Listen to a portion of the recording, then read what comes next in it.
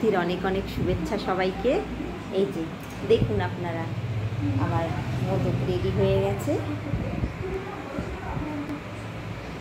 নমস্কার সবাইকে। আজকে আমি বানাবো হচ্ছে গণেশের প্রিয় মোদক। কেন কি কালকে গণেশ চতুর্থী।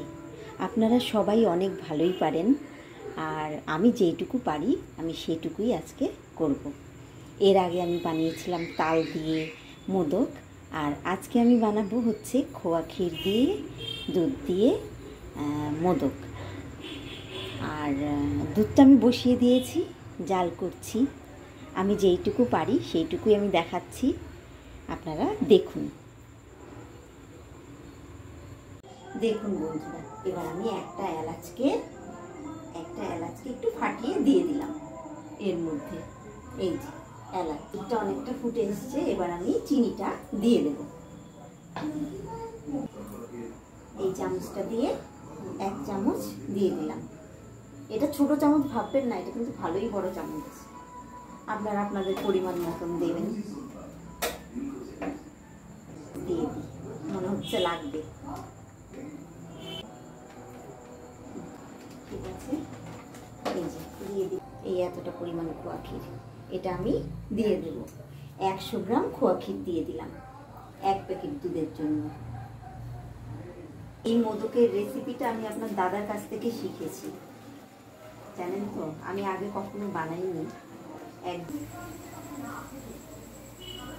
আছে, এবার আমি ঠান্ডা করে মোদকটা তৈরি করব।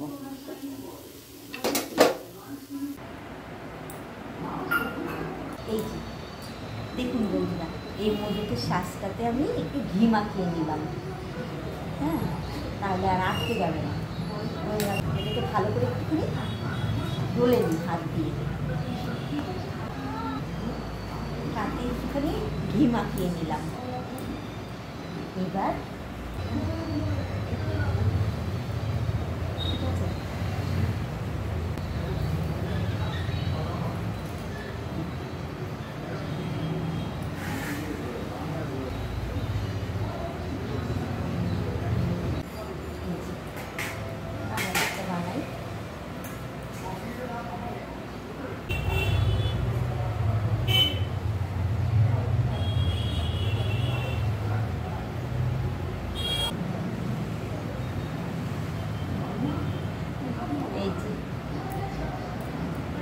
হয়েছে।